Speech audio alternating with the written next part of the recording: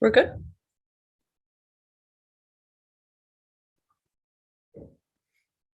Yeah, I think Shadi is muted, but I think we're live now. Okay. So, hello everyone. Sorry about the wait. We were just trying to figure some things out. Um, but welcome to the DIY University workshop. We're very glad that you guys can make it, and we hope that you will be able to gain some very useful insights from the research that the team has put together. We've worked very hard on this, and we hope that it actually is informative for the viewers. So, in this event, we're just going to be giving tips to all students about navigating university.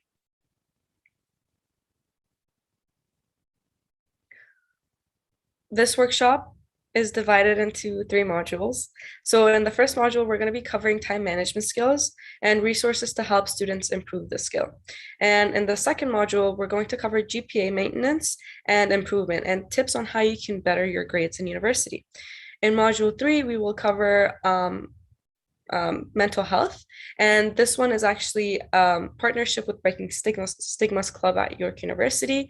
This is our very first partnership event, and we're very excited to be able to use the knowledge and input of this club for our events. And before we get started, I'm actually going to pass it on to Nicole and Ariba, the presidents of Breaking Stigmas, to introduce themselves.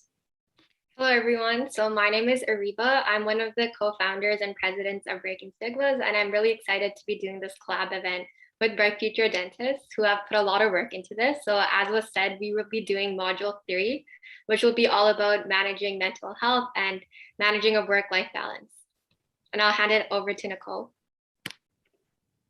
Hey everyone, I'm Nicole. I'm the other founder of Breaking Stigmas, and I'm very excited to be part of this event with Bright Future Dentists. I know they put in a lot of effort into making this a very useful module, the 3 modules.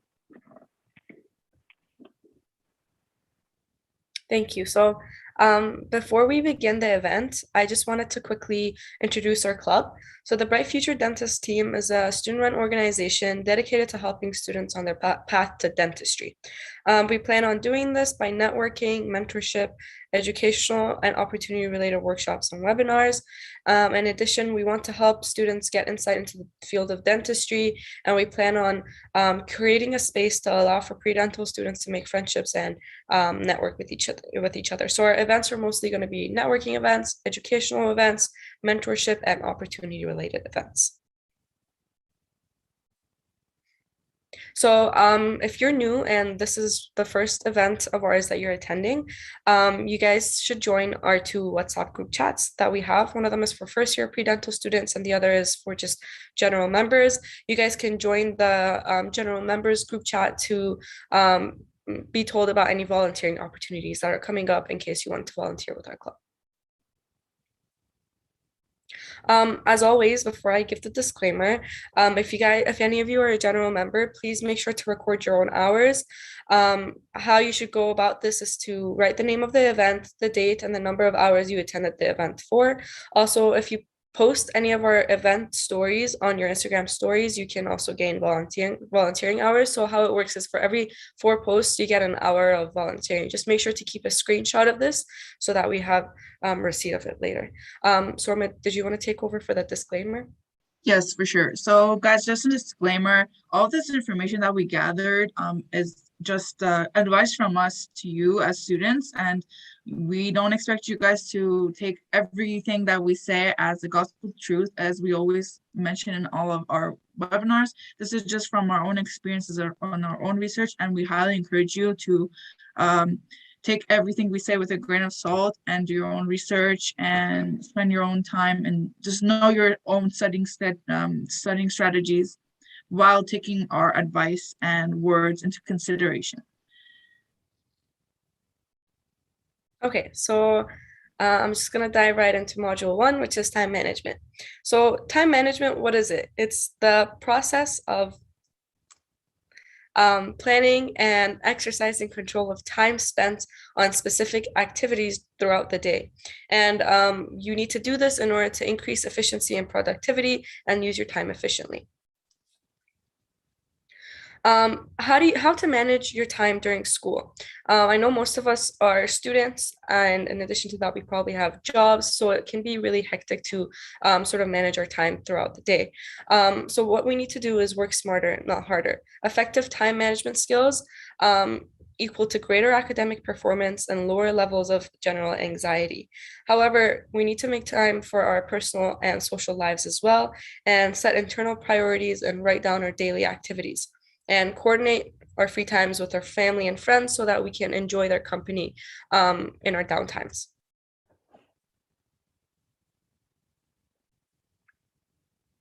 We're going to talk a little bit about how you can plan your schedule and actually make a monthly planner.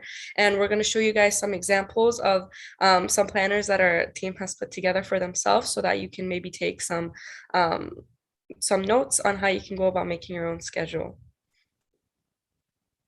So you might be asking, why do I have to make a monthly planner? What's the purpose? Well, it's important to have a monthly planner to have a grasp of what you need to allocate your time to each month and stay on top of the important deadlines. Should I present this one, or you want to do it? No, go Okay, ahead. guys. I'm super excited about this because I love making planners, and like I'm just a planner freak. So this on the right side, is that the right? Yeah, that is my right. So this is my own calendar that I like to make, and I usually like to make my calendars really visually pleasing because I like to just see everything on paper and just like know, like, okay, so this is this week and this is all the stuff that I need to do this week. So I prefer to see it all in front of me, whereas the next one that we'll show you is more like Excel, so it's more like a practical, I guess.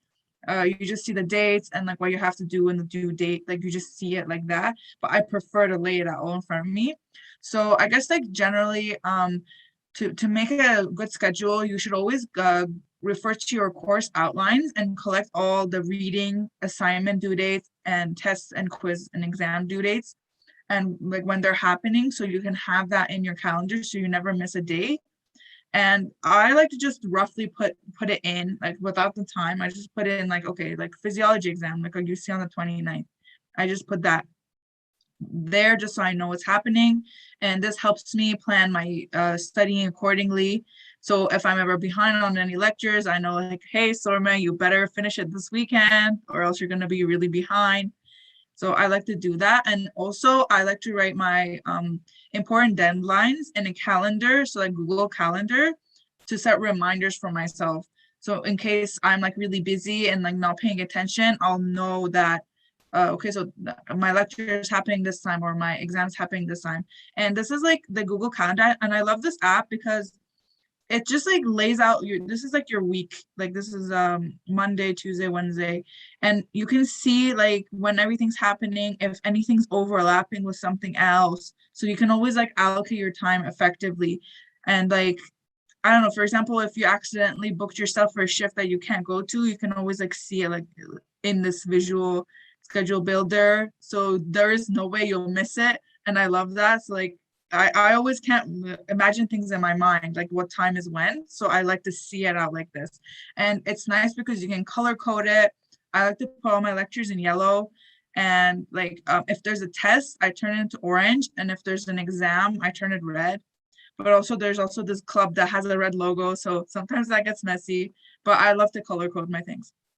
And yeah, in this section you can also put like notes, like when the date is, and like many Zoom links or any like room numbers that you think you might forget. So it's nice to have that with the time allocation of the event.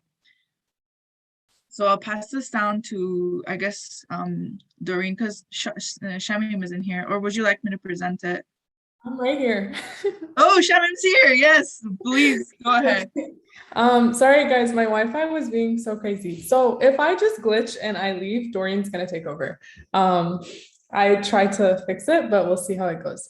Okay, so continuing on with everything that Dorian and Sorma were talking about, visual schedules are really amazing for when you need to basically figure out your life and just see it right in front of you. But if you're like me, I don't really care to have something like that. Sorma knows I don't really care to have like a calendar. I don't really care to like always write to-do lists and stuff. To-do lists, like, yeah, sometimes, but like I sort of like just keep everything in the back of my mind, or I'll make like daily lists, like for myself and my phone notes, just because it's more accessible to me and I can just like understand what I'm doing super easily. It helps with your active recall. I can give you that. But another way that you can organize your deadlines, at least so that you don't miss anything for sure, is an Excel organization file. So you can do this over Excel spreadsheets. All you have to do, and this TikTok really explains it well, is to open a spreadsheet in Excel and you create like the multiple columns labeled, and you can do it like as much as you really want. So if you see like in the picture below, somebody even like went as far as putting the status of done or not done. So it's really truly up to you how much you want to go about it, but you would put your assignment name, the course name, how much it's worth, and the due date for it. And then after, in the column for due date, you would sort it from oldest to newest, so that it would go like in terms of like most urgent to least urgent. This one is very much like when I tried making it, it was like trial and error. So I'm still figuring it out. But if anybody wants like more help with making this, you can always DM us on Instagram and I can like try to help figure this out with you. But I think this is a really great way just to see everything that's coming up, because I like to do things like as they come. Of course, with some things, and we'll get into this later, you want to like allocate more time, but I'm a very much rolling basis type of person when I do my work. But yeah, going on to the rest of the time management tips. You want to plan your schedule. So we gave you a couple of examples. You can do it on Excel, you can make visual ones, you can write it down, or you can simply just use the one that your school gives you.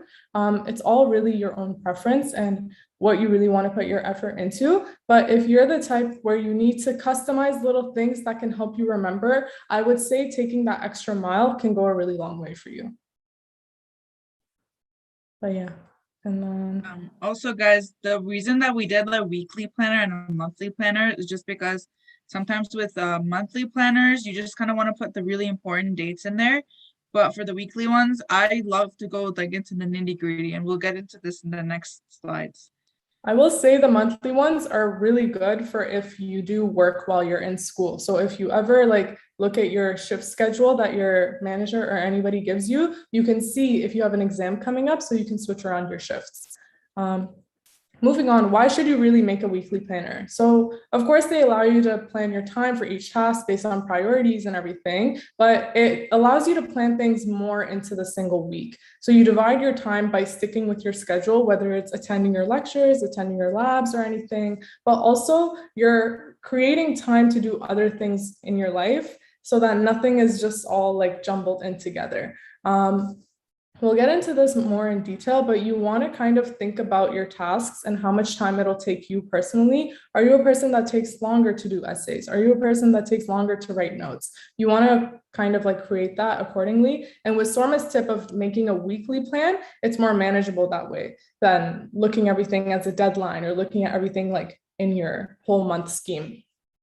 So you want to block out the times that you're going to be at work or in a club meeting or in lectures or anything. And you want to also refer to all of your deadlines and your weekly reading due dates, quizzes, tests, etc., while also putting aside time for gym, hanging out with like certain friends that you need to catch up with. And of course, that extra time you need to study for things.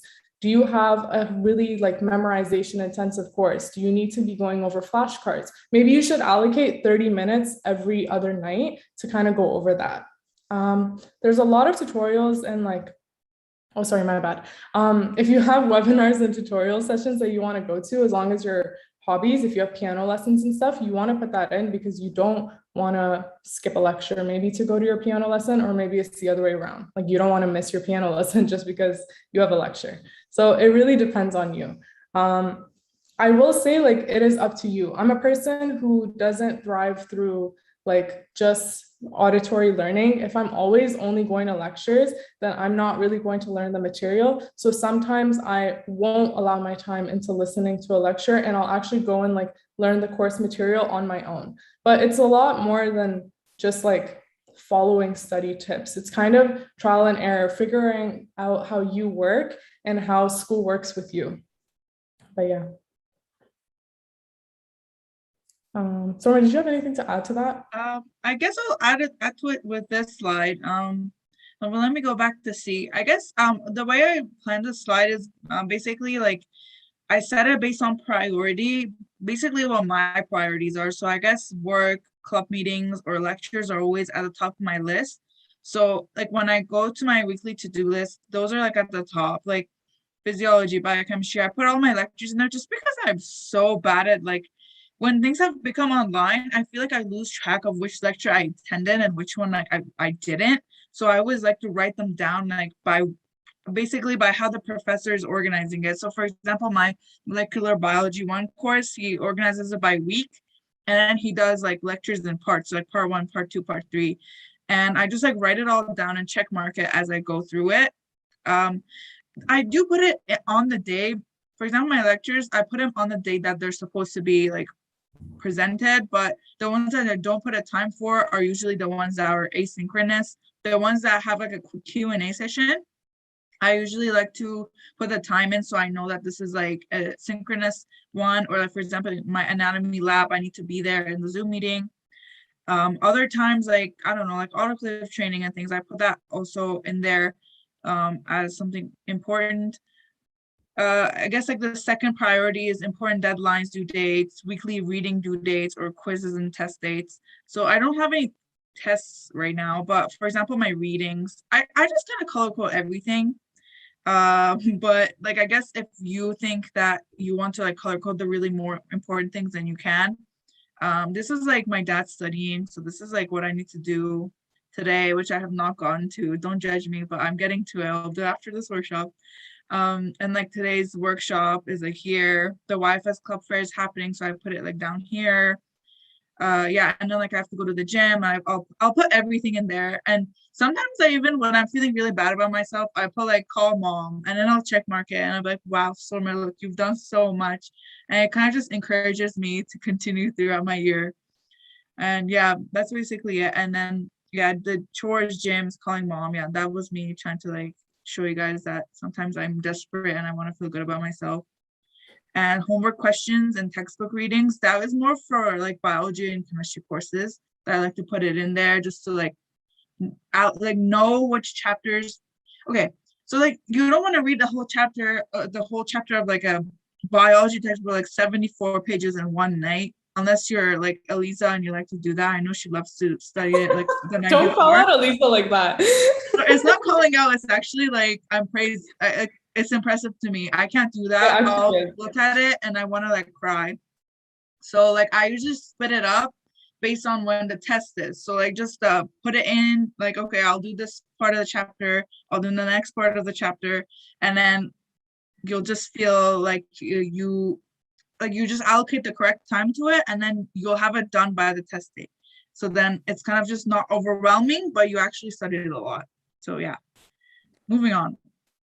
One thing that's funny is looking at that weekly schedule that Sorma made would give me a whole anxiety attack. But that's just me. I'm the one where if I see everything I have to do, I won't know where to get started. So that's why I do daily things.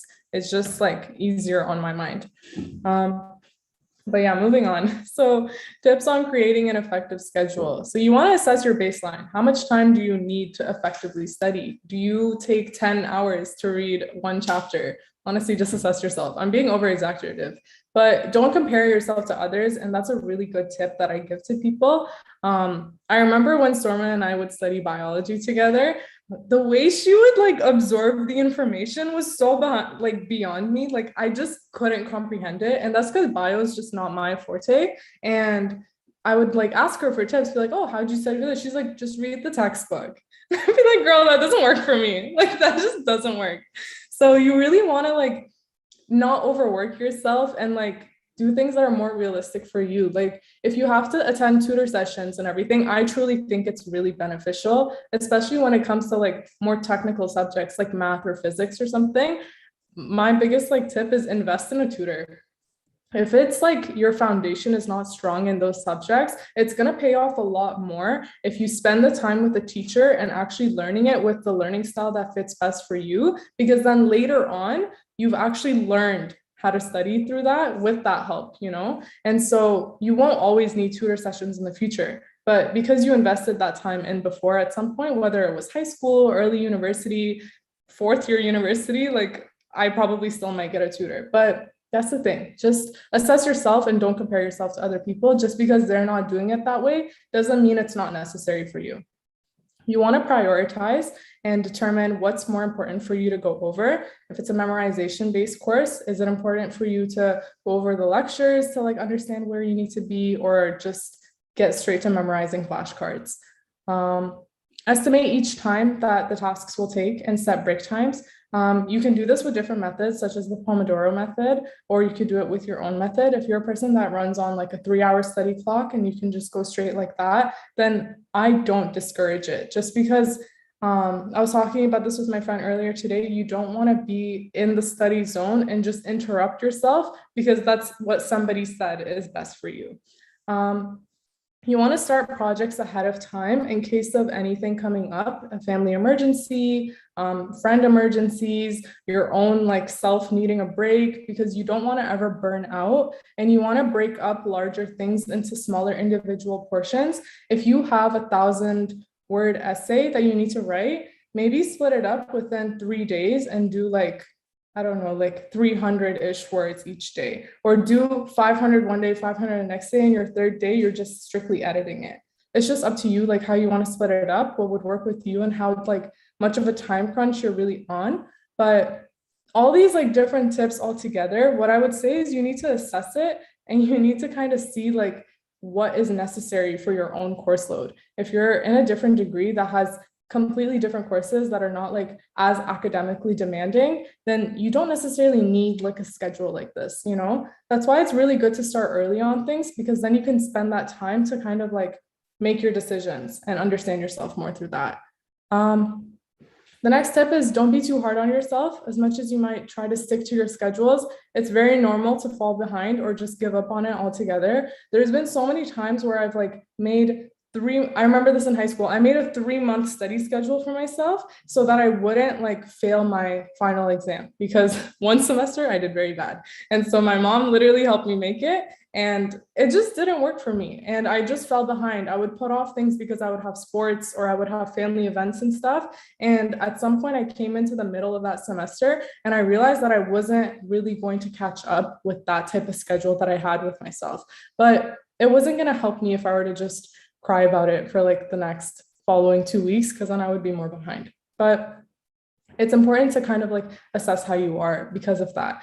I will say, if you did have a bad semester, that's not something you should beat yourself up over either, because it's life. You're always going to make mistakes. And I think your mistakes really, people say your mistakes don't define you, but I think your mistakes do define you, because it makes you learn about who you are and what really like how you are. I don't know what other words to put this in, but making mistakes is the best way to learn. And it's the best way to understand what you need to change about your life. We're not going to get too hardcore into that, like change your life type of thing, but reflect on your study methods. What worked for you? Did you get a good mark when you reviewed your flashcards, or did you get a good mark when you wrote notes? Is active recall better for you, or is just like plain note taking like better for you?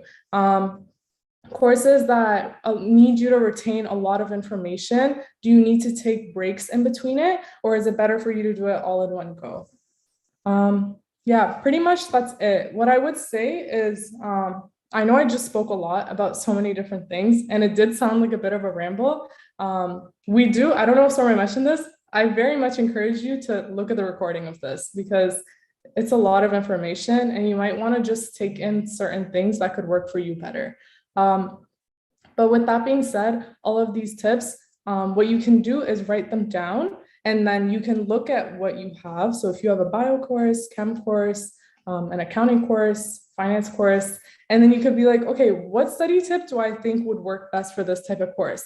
Does this course need me to make a weekly agenda because it has a lot of quizzes and a lot of readings? And then with that, you can kind of create a bigger like organization scheme with everything. You might see that one course, you don't even need to write it in your calendar because it's very easy for you to follow along. You don't need active reminders. But one course that has consistent things that you need to be catching up on, maybe you should actually go and like take some of these tips and work on that.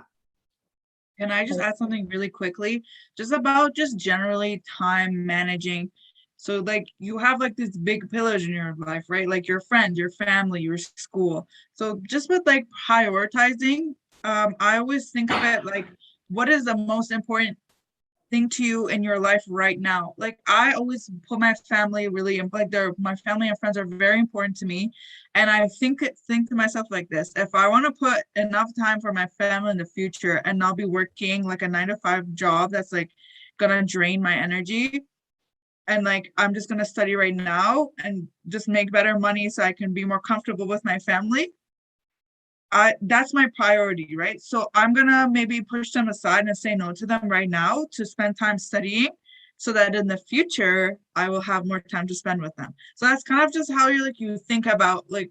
It's like, I know it's hard to like say no to your friends to hanging out, or like say no to your family who's going out, but like I feel like personally I try to say no in some parts and focus on the studying, just because this is like the defining moments of like what's gonna happen in the future, right? So like I always see a lot of people regretting not spending as much time studying and having fun, but then I also see the reverse. So I mean, like, just find your balance also. So like, don't take my word for it, but I just personally prefer to focus more on studying right now and then spend more time with my family later. But that's just my tip. Anyways.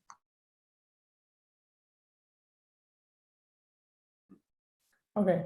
How to avoid procrastination. So are you sure you want me to talk about this? I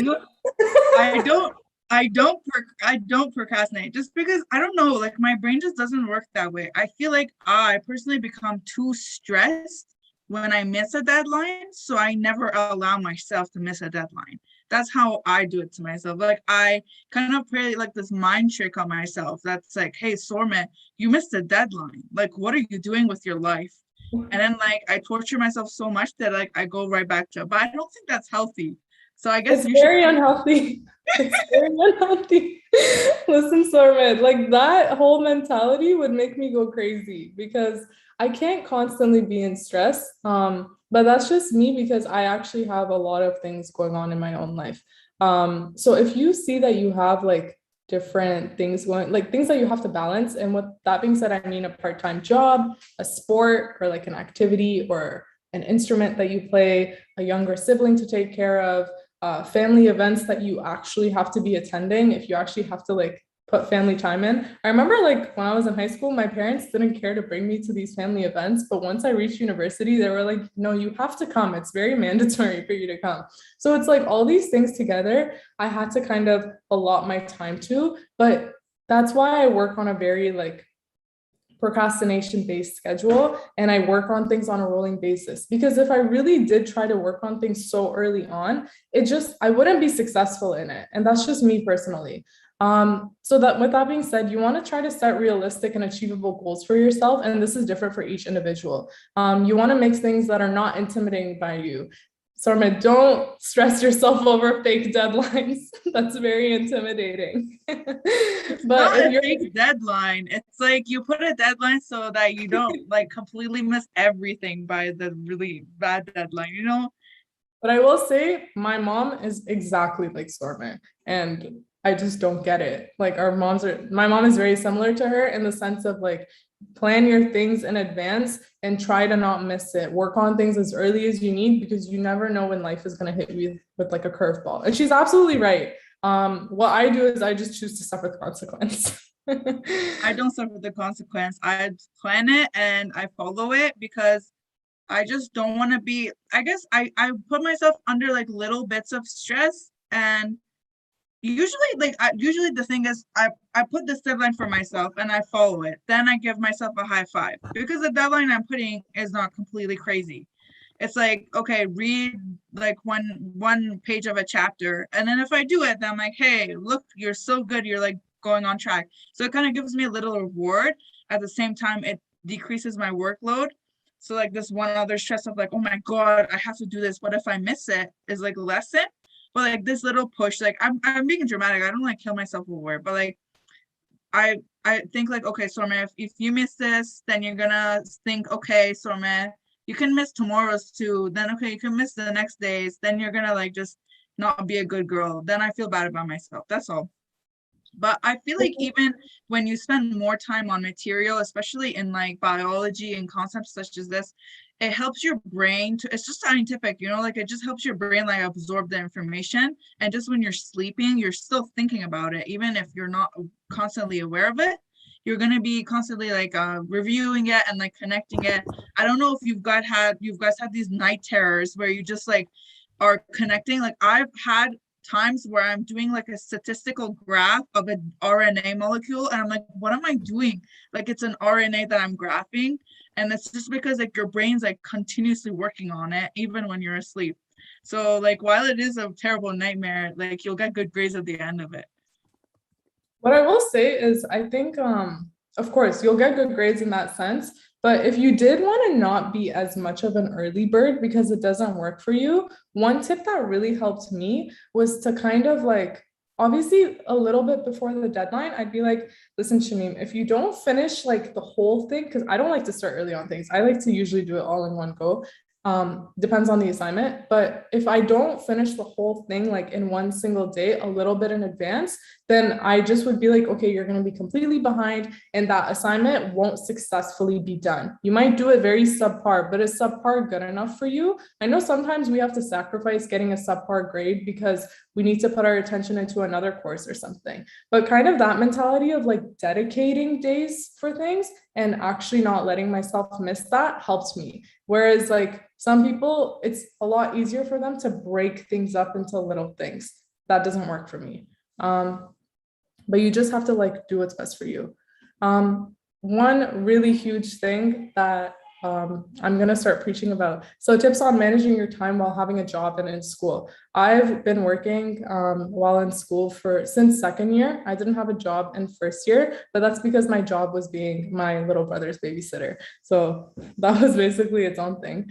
But I actually started working last year, in the beginning of second year exactly is when I got my first job. And it was honestly a very big learning lesson for me. It was hard for me to manage my hours. It was hard for me to like understand how tired I would be coming home from shifts and having exams and assignments and stuff. I would have weekend exams for my biology courses, but I would be working all weekend. And I would only have like the Sunday that my exam was off, like off of like work, but the Thursday, Friday, and Saturday, my manager would schedule me for 8-hour shifts. And because it was my first job, I couldn't exactly say anything. But with that, I learned a lot going into my jobs in the future. So the job I work at now, I communicate with my manager in order to manage my hours. I told him I can't do more than 15 hours a week because personally, I know that I'm going to be very tired and I won't be able to meet my deadlines.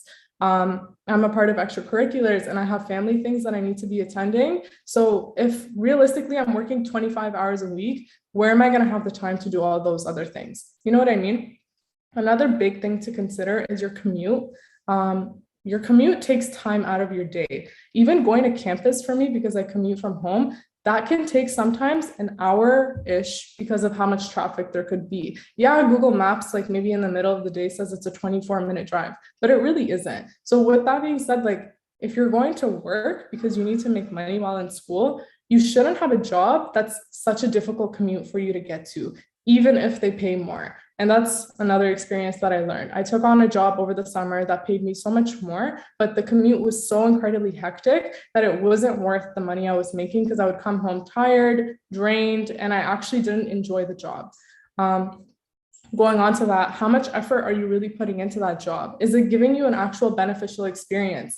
Yeah, working at places like Starbucks or Tim Hortons, fast food, or like just retail in general is good because you can make your money. But at the same time, maybe you can spend your time doing like a paid internship or like a paid co-op like position if you can like put in the effort to try to get those ones. I know it's so difficult, especially for first and second year students, but this is something that you can like be talking to the people in the careers lounge about. Maybe they can give some tips and tricks with that. But spending your time on that is this beneficial experience and you're making money at the same time. And you probably would enjoy it more, especially if it's in like the field of your major.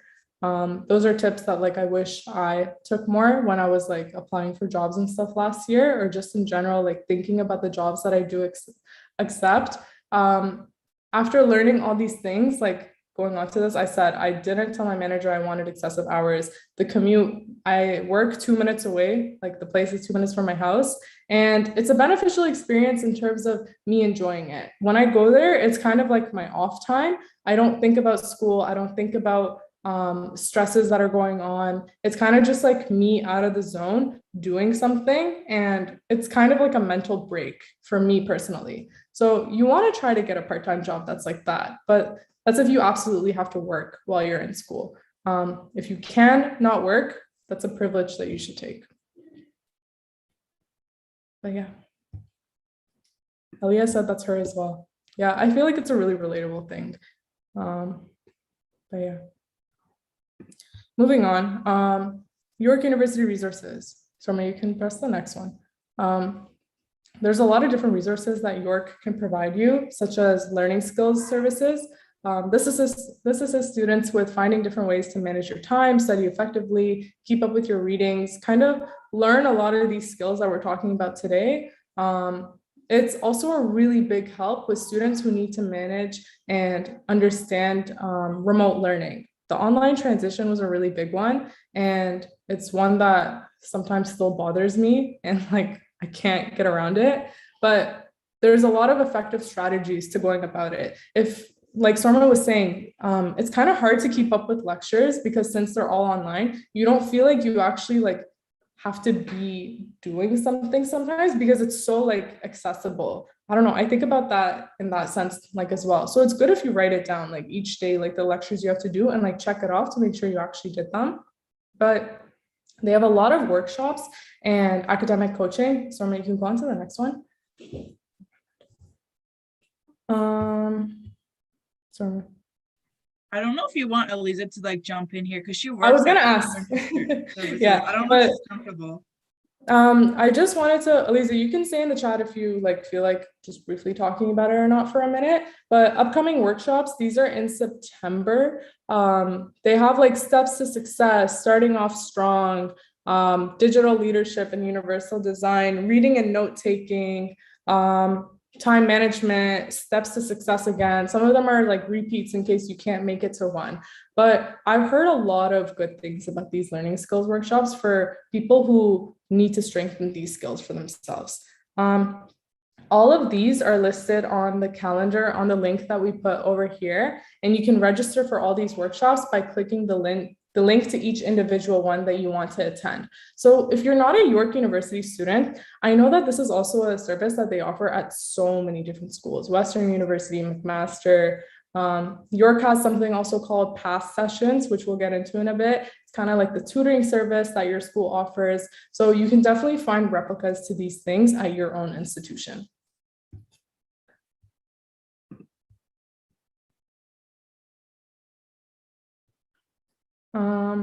Anybody who's sending me questions in the chat, I will get back to you soon in the Q&A, just because we moved on from that topic and I just didn't see your question. My apologies.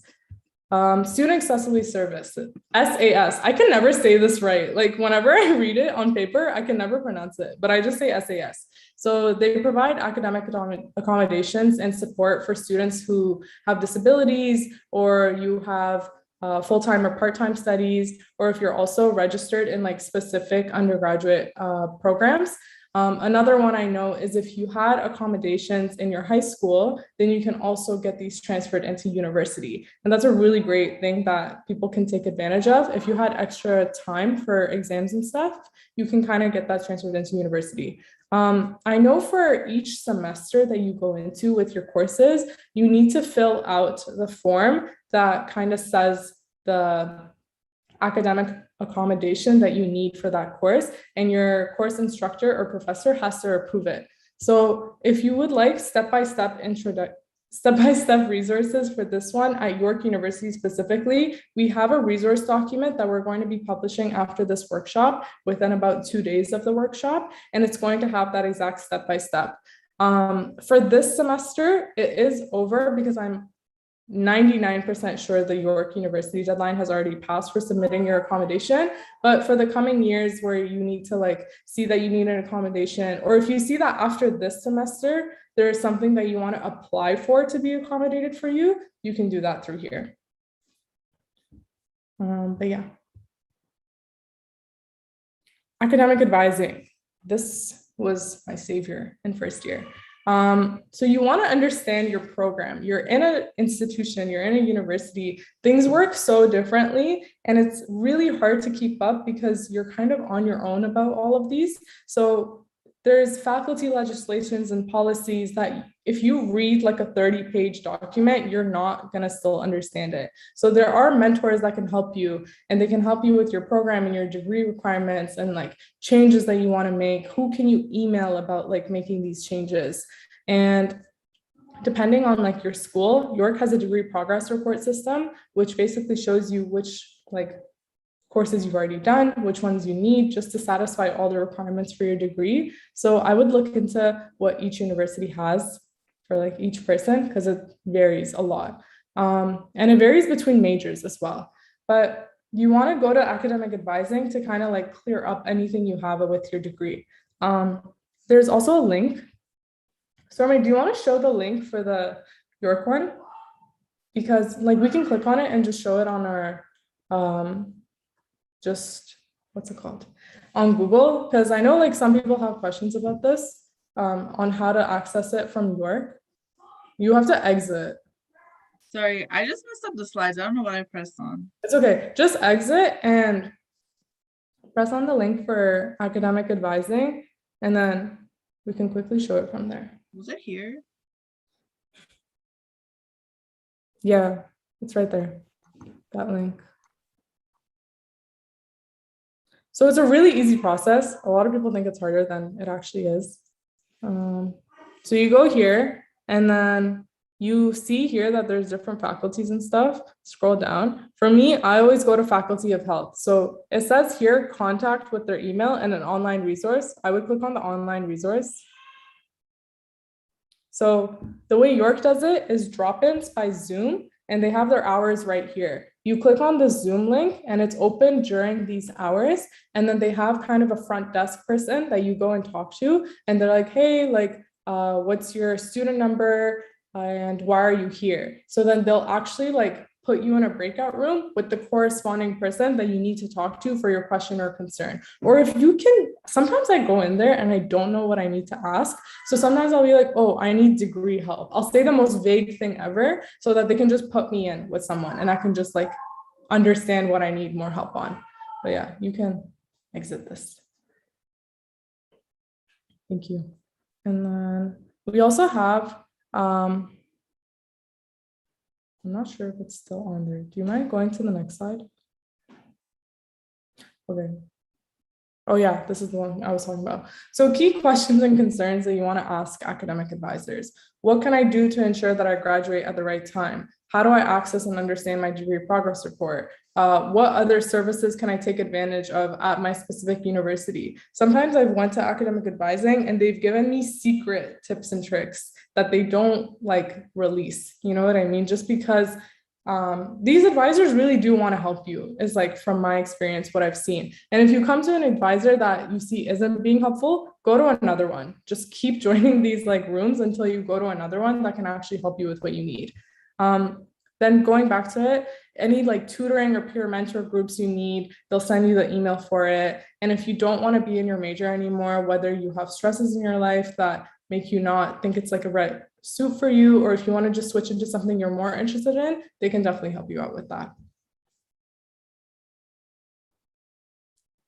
The Career Center, I'm personally not familiar if other universities have this, but York University offers a really good one where it's support for undergrads and new graduates for career and job search. So you work with students, alumni, and staff, and also employers to kind of develop career management skills. And they even have a section that posts jobs and availabilities for different opportunities that you can get to help your resume. They also have a lot of workshops for resume building, cover letter building, how to be a good candidate for something, interview skills, all of those. And like we said here, they have a database of volunteer opportunities, co-op, and research and career ones, all for students that can that they can apply to. And they have all the requirements on there too. What you need to be to kind of like be a good candidate for this position, what you need to submit, when you need to submit it. And it's all there so clearly that I never necessarily had to go and ask a second person to kind of explain it to me. Another thing that you can do is you can set up a career session with somebody on here. So your first time appointment is going to be a 20-minute session that you have with a career advisor. And they're just going to be like, okay, why do you think you need to be here? And you kind of talk to them and you either say like, well, I want to look for jobs because I don't have any job experience. Or you say, I've been applying to jobs and my resume isn't really taking me anywhere. Or you can just be like, I'm in this major and I don't know what I'm doing with my life. That's what I did. That's what I went to them for. And I set up a whole appointment for it. And what really helped me is a lot of people say from their experience that they go in there and they're like, oh yeah, she helped me understand like what pathways I like and like how I want to pursue those things and how I can find opportunities based on that.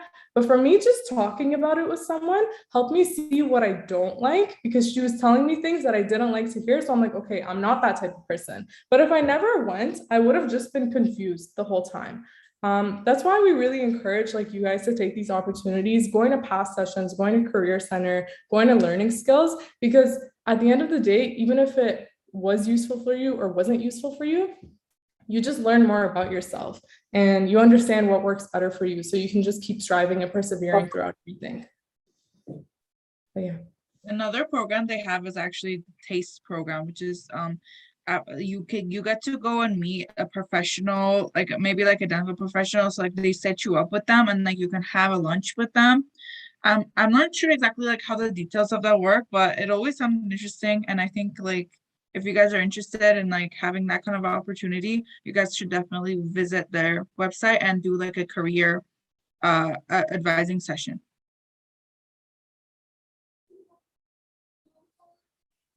I know these are like York resources, but these are also just points to keep in mind whether you're at any institution. York just really happens to like have it like mapped out for people because one thing I really like is York Federation of Students. They're always like putting pressure on faculty about different things that students may be going through and need help with. And at some point, a resource comes up for it. So there's also the Office of Student Community Relations. So students that are impacted and need support for critical incidents, personal crises, or multiple complex issues, they can assist the students and even families with like referrals or support, aid in financial assistance, and also helping with emergency housing for students who are living on campus. So you can visit the link here and they have a clear website where you can like navigate through each thing that you need and talk to representatives about this. Moving on to the next module, I'm going to pass it over to Sormit.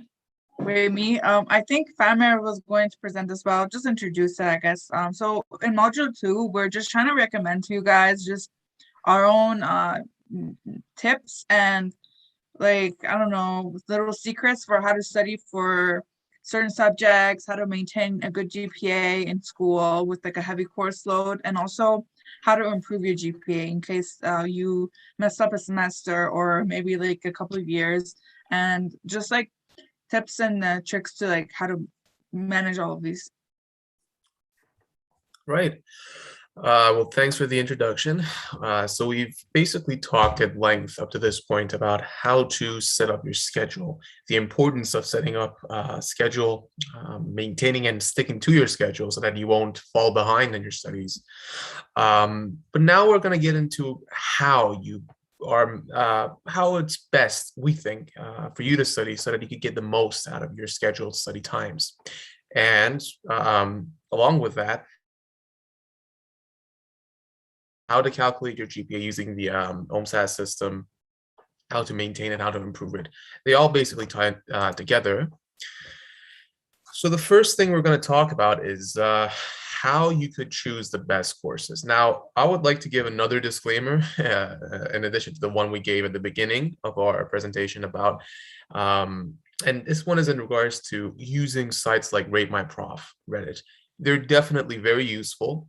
But please note that bird courses or courses that you're taking with great profs, they might be perfectly taught and very interesting, but you still need to study for them perfectly. or near perfectly. You still need to make the schedule. You still need to stick to the schedule. And while, yes, you might be thinking that, oh yeah, well, this one course I kind of studied for it the last day before the exam and I still got a good grade, that might not always stand. So just to be safe, you need to study the same for your bird courses as you do for your normal non-bird courses. The only difference is in the non-bird course, you might get an A, but in the bird course, you might get an A+. Much more, there's much more of a higher chance that you would get an A+ if you study perfectly for it. Now, Rate My Prof and Reddit, they basically reflect other people's experience taking a course with a given prof. So basically, and the more recent it is, the more likely it is that their experience is going to kind of reflect and what you are going to probably experience in your term taking the course with that given prof. But I would say that while it is important to read through them, if the reviews are something like, oh, the course is terrible, or oh, the course is perfect, or something like that, it might not be as descriptive. I would say read the reviews. Why does the person think that this is not such a great instructor, or why do they think it's a perfect instructor? Read through the Rate My Profs and Reddit posts a bit more analytically, because a lot of times some of the profs that are given a 2 on Rate My Prof, for example, they might just turn out to be great profs. I've had this experience.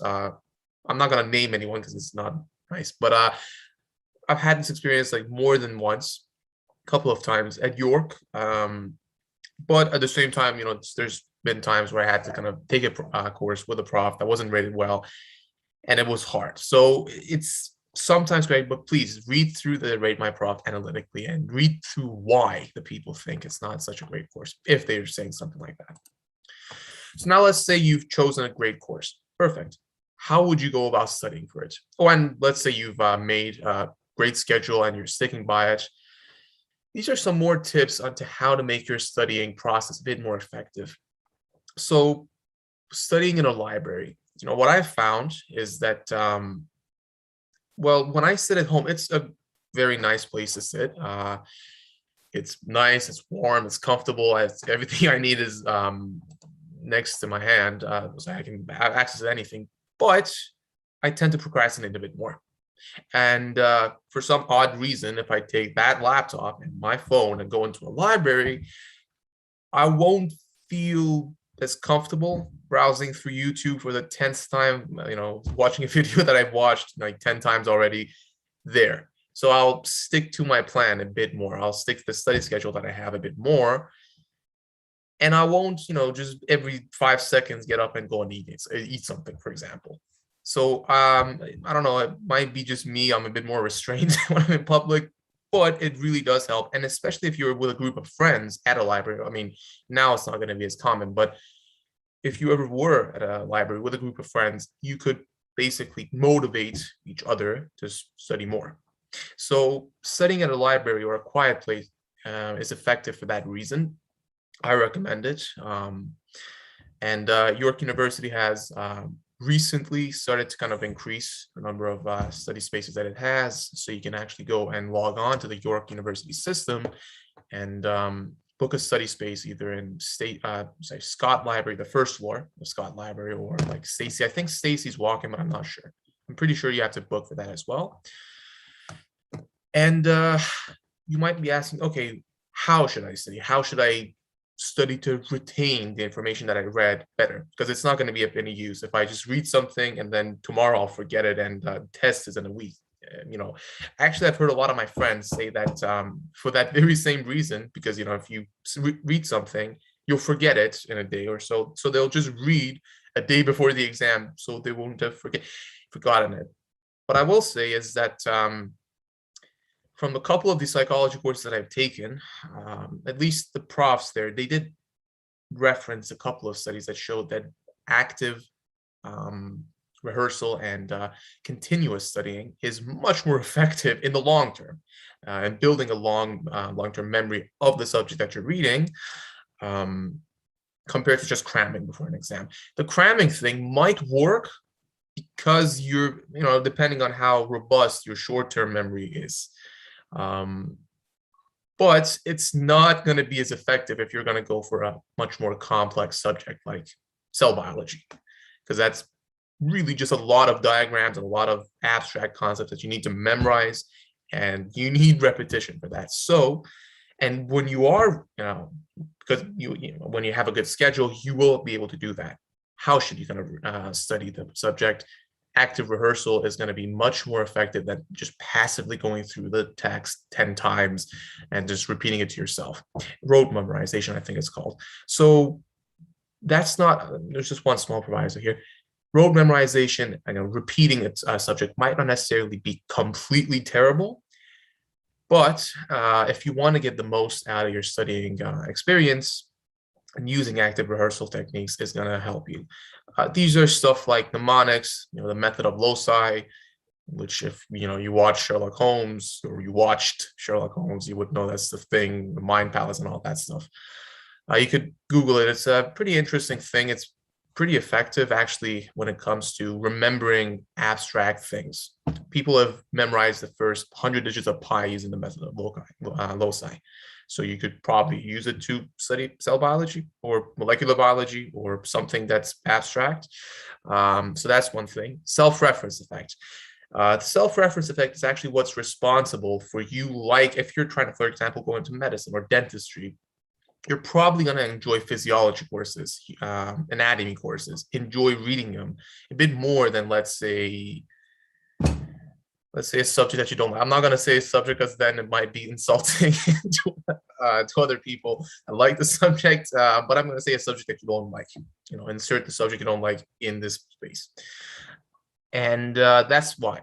The self-reference effect, how relevant the content that you're reading to you, is to you, that is going to determine how much interest you have. If that makes sense. So for example, anatomy, I like it a bit more because I don't know. And so I actually, it's still going to be really hard to read through it, but it's going to be a bit more interesting. And you actually would find that retention of the learned information is going to be actually a bit more, it's a bit higher. More notes about how to study effectively. So we did go and talk, we did talk about what I think the Pomodoro technique in the, wait, sorry, is the slide being shared? Sorry, Fatima, I pressed on something. I'm gonna go back to this don't one. worry about it. And then one slide to the right. To the left now. Yeah. So we did talk about the Pomodoro technique in our, in the previous segment. I'm just going to explain it a bit more. So basically the core concept here is that after about an hour to an hour and a half of studying, it depends upon you, your attention more or less just starts to dwindle. You are going to be reading through the passage like 5 times, and how they say the word just pinged off your eyes and you're not getting anything from it. Well, that's why. But it's been found that if you take, I don't know, 5-10 minute break, not get up and go and watch something else, just like lay back, close your eyes, just rest, or get up and go for a walk, get a breath of fresh air, have a bite to eat, something of that nature.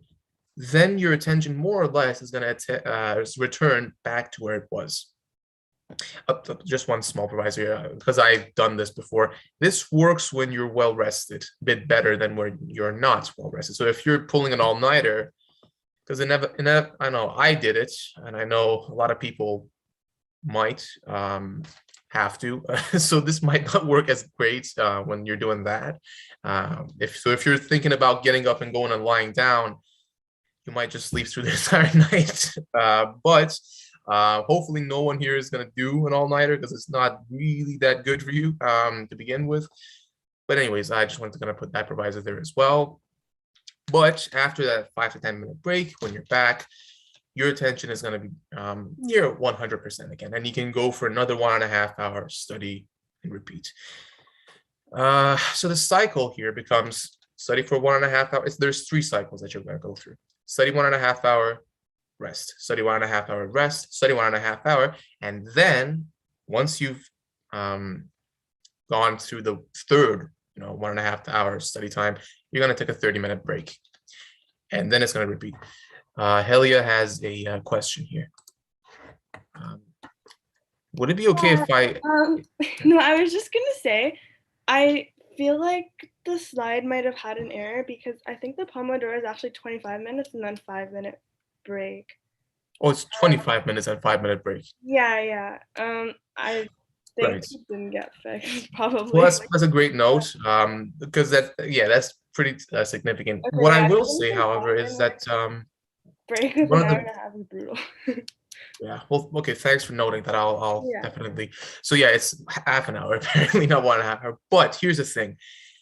You can actually kind of work up to 1.5 hours as you get more proficient and as you progress. I've actually, what I'm basing this off of is what Marty Lobdell, he's pretty well known, I guess, at this point. If you ever search Pomodoro Technique, he was one of the proponents of it, I think.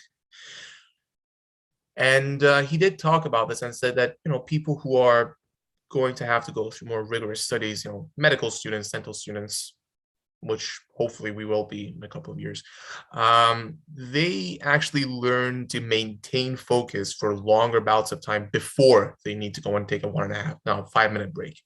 Because 30 minutes, that's not as much time as most people think. So I'm guessing I kind of base this off a bit more of where I'm at currently. For me, it's 1 hours, and for some people it's 30 minutes. But please do keep in mind that you can actually increase these study times progressively, just bit by bit by bit, before you would need to go and take a break. But as a start point, 30 minutes. If you're feeling like a bit drowsy and a bit tired after 30 minutes, by all means, place that as your baseline and then take a 5-minute break, and it's going to be much more productive. Also, just one small note, I have a bit down here about figure out what you lack, and this is basically just some subjects you're going to be stronger on, some subjects you're not going to be as good on. I'll use a personal example. I'm not that good at chemistry, organic chemistry. I have it, like, for example, this semester. But I'm a bit better at, for example, physiology courses or anatomy or some biology courses. It's not going to take as much time for me to study for those. So instead of like giving, 1 hour a day to this and just equally balancing my time between the two, I would actually kind of biased a bit more time towards the organic chemistry just because I would need a bit more time to study for that. However, one small note here is that try not to get too biased. Try not to overcorrect, because if you overcorrect and you put too much time into the organic chemistry and no time into the subject that you like, you might end up having a bad grade for the subject that you like, because that still needs, as I said, just because you like a subject, it doesn't mean that you're going to do well in it immediately, perfectly, and just in a guaranteed manner. You still need to do a lot of practice for that to keep yourself sharp. But just a bit of time taken away from that and added to the subject that you're not as good in is probably going to help your studies along. All right, next slide. It's taking a bit of time. Now, how to use the Ohms conversion scale.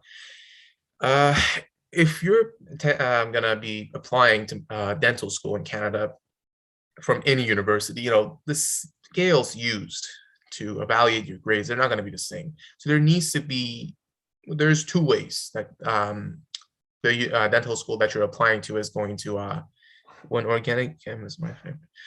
Right, so Nicole's saying that organic chem is your favorite. So exactly, that's what I was trying to say is subject interest differs between people. So for me, I've never studied it before, so maybe that's why I'm not that fond of it.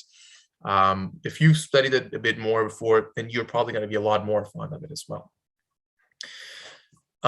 So dental schools, I know, for example, Western University uses the Ohms scale to convert whatever grade you have from your undergraduate degree to a grade that they can use. But other schools like U of T, for example, I think they use their own scale instead of the Ohms one. But just in case, I'm going to go through the Ohms conversion scale briefly. So basically, there's an Ohms conversion table. We have it in our references at the end of this section, I think. Use that. Convert the grade you got in a given course. Let's say, for example, you got A.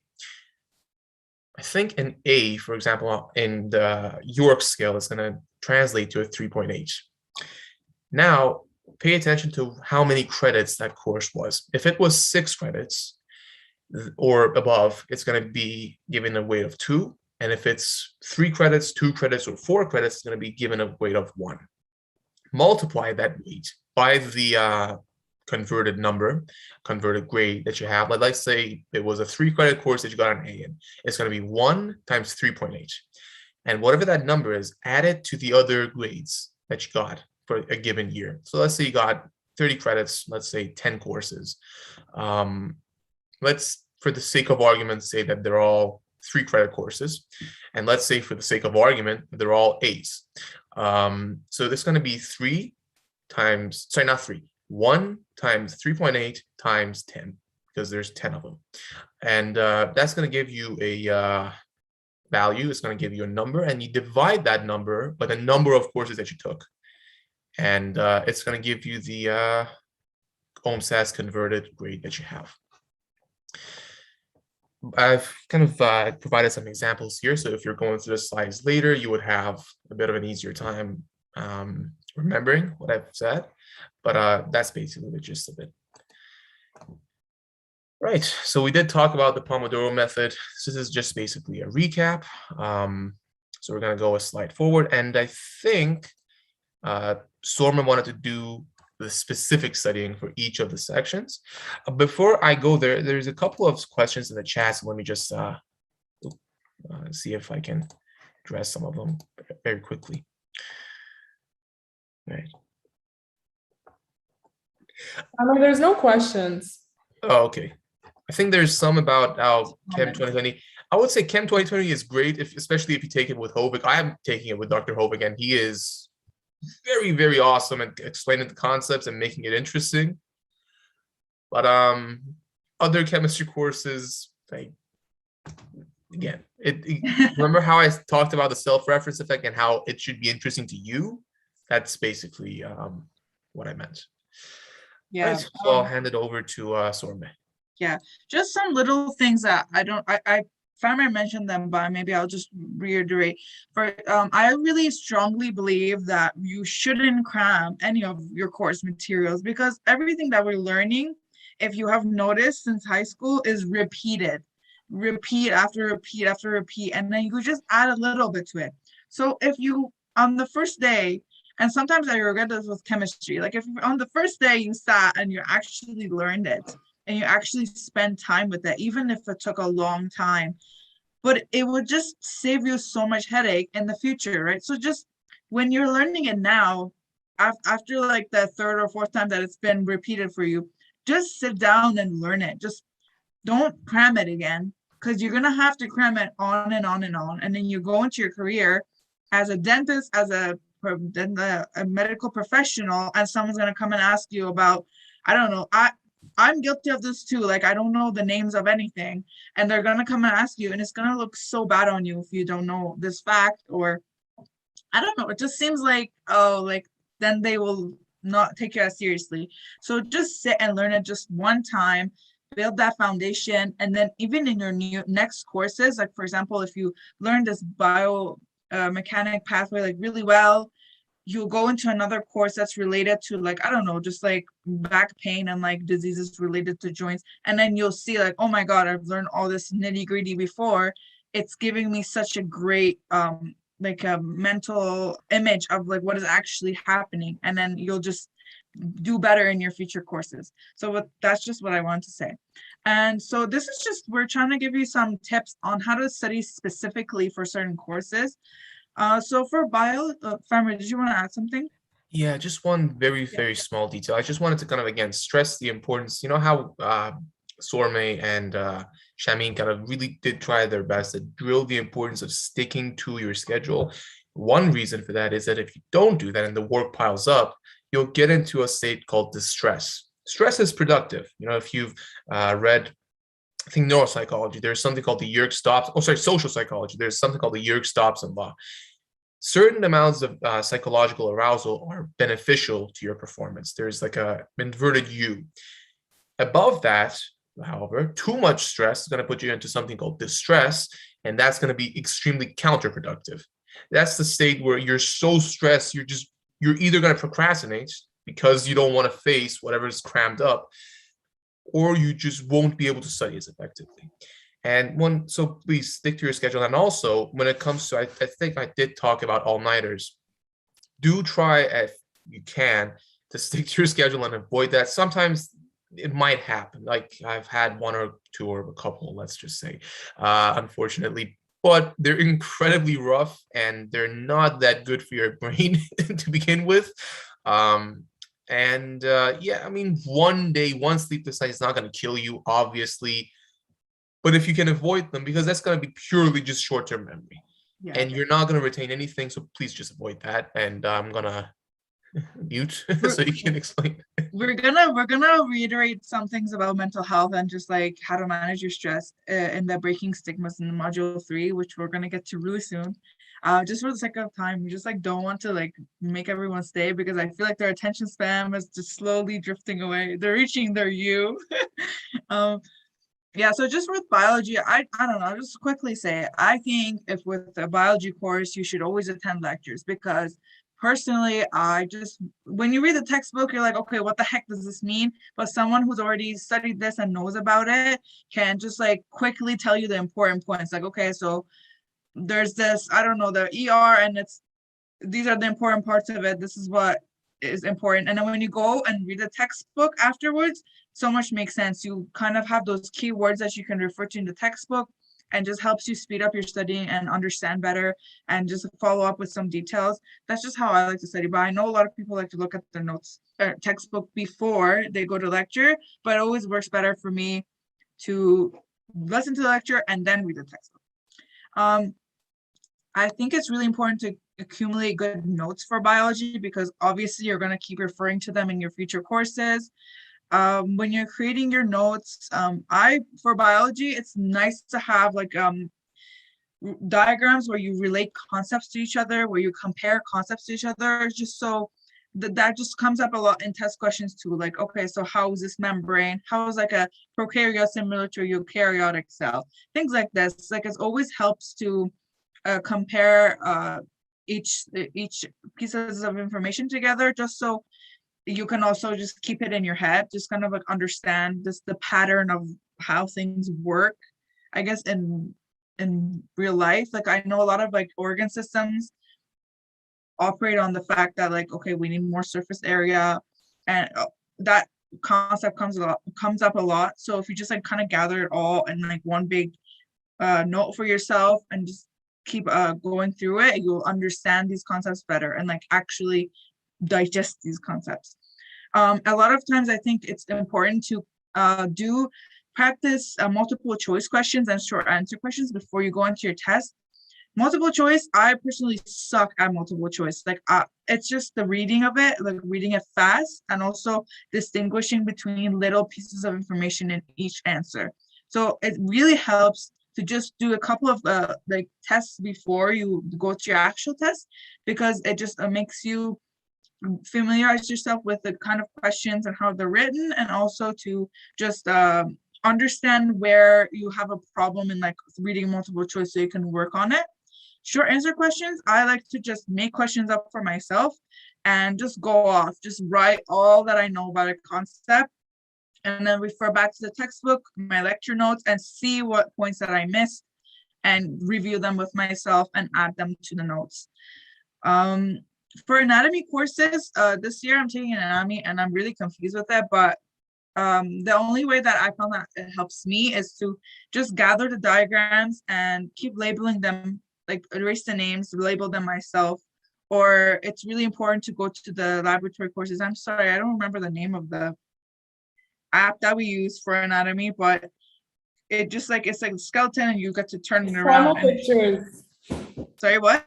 It's Primal Pictures. Primal Pictures, yes, that is amazing. Like, you can literally switch it, like turn the skeleton, remove parts, add parts, look at all the bony landmarks, look at all the labels. And I think it's so important to just like take it and like label it. If you can find a skeleton yourself, like not a real one, I mean like a plastic like replica, but even a real one, that would be crazy, but you do you. Just look at it and like name it and like turn it and try to like fit it together. it really helps you to like understand what is happening and like how everything is happening. Yeah, and I'm not sure about this slide, but that's just like basically what I wanted to say. I'm not sure if Shami wants to add to it. Maybe just for your lab reports. Oh my God, lab reports, please start them early, because you just like, you're like, okay, I'll do it. It's fine. It's just a lab report. Then you go and sit and it's like, oh my God, there's an abstract, there's an intro, there's the materials. Oh my God, you have to edit it. What was this lab even about? Like if you started late, you'll forget everything that happened. Plus, it's a lot of things to write and edit. So always start it like the night you come from your lab, put everything in there just as a skeleton of a lab report, and then later come in and add to it and make it sound nice and beautiful. Yeah. I wanted to add something. So there's a difference between studying for biology when you're good at biology, and there's another difference between studying for biology when you suck at biology. And that's me. Listen, I honestly don't think I will ever have hope in succeeding in a biology course. It's just, I really don't think it's a possibility for me in this lifetime. But I did do a lot better in Bio 1001 compared to Bio 1000. And I actually retook Bio 1000 and I did better, like way better, my second time that I took it. So what I would suggest is obviously like you have like study methods that don't work for you. For me, that's note taking. One really huge tip that I would give for studying for biology is active recall and talking it out with people. Whenever I had to explain a concept to someone, I learned that so much better than like watching a YouTube video and trying to memorize that YouTube video, because those types of things just really didn't work for me. Pedram, you're asking what class? It's for, oh, never mind. You're talking to Shadi. So basically, these Anki flashcards really do help. Another thing that Sorma said, definitely do start your lab reports early. Also reach out to your TAs. I know a lot of the times like TAs say, oh, we can't answer questions and stuff, but just desperately email them and be like, listen, I'm trying to succeed in your course. I really like just don't understand this concept. I've tried to like learn through the course material about how to understand it, but it's not necessarily helping me. Is there any prompts that I should look out for that can help me like with like answering this type of question? And they're most likely going to give you hints that can like help you instead of just leave you out in the dust. But a really big thing that I recommend is active recall for these things. My professor that a lot of people at York like, her name is Nicole Nivelak, which a lot of you guys know. She definitely like discussed active recall with us, and I never tried it. Ariva said her favorite. I know, one of my favorites too. I tried it in like the first time I took Bio 1000, but I wasn't like actively doing it, so I didn't really do well. But then I did it again when I retook the course. So I would like go over briefly what the lecture slides were about, and I would just take a sheet of paper and I would try to write everything that I knew about it. And sometimes I would blank out and see that I knew absolutely nothing. So that's just what I have to like let you know. Active recall can really help for these things. But yeah, moving on. Okay, so with, I guess, chemistry and math. For chemistry, I still really recommend lectures because I like to hear Dr. Hovik or like Dr. Jackson explain these concepts. And like, I just think going to lectures is important because chemistry, I'll read the textbook, but I mean, sometimes the reactions just reading about how to do a reaction or like, especially in organic chemistry, will not help me at all. Like I will not understand what is going on. What is a nucleophilic attack? Like what is going on? So I need to like a YouTube video or like just going to class and seeing the explanation, going to the extra help sessions that Dr. Hovik puts so much time into. He always has these tutorials that you can go to. So this is really your focus, but I bet that there's like extra help sessions, especially with chemistry, because it's a common subject that everyone struggles with. So I really recommend going to those. And it would be worth your time, even though it's a lot of time to allocate to this class. In the end, you'll need this chemistry for the future. You'll need it in biochemistry. You'll need it in your DAT. You'll need it in your MCATs. So I really recommend you guys to spend time in your chemistry courses. as much as it might be hard, because I struggle with it too, but once you start to actually learn it and like do good in it, then you'll start to enjoy it. It's not like a chore for you to like learn it. You know what I'm saying? So like once you become like you start rolling and like get better at it, you'll start to like it and actually enjoy chemistry. And I think for chemistry especially, it's really important to do the practice questions. So like any reaction question, just like keep doing them, keep practicing them. And just kind of like once you do the question, I always hear Dr. Hovig say this and like other professors say this, don't refer to, like, don't try it and then say like think about it for 30 seconds and I'm like, okay, I can't do this and go to the answers. Don't do that. Try to go to your notes, try to figure it out. Try to like work with yourself to do it. Don't just skip it. Other things I recommended some extra videos because I find that sometimes some concepts just don't make sense to me at all. So I need extra videos. Some good ones are like Khan Academy or Chad's Prep that I use to like relearn organic chemistry. And you can attend past leader sessions and professor's office hours if you have any additional questions. For math, honestly, just do the practice questions. I mean, I barely went to my lectures. I don't recommend you guys to do that, but in grade 11 and 12, I had a really like hardcore math teacher, and he went like into engineering level math. Like it was crazy.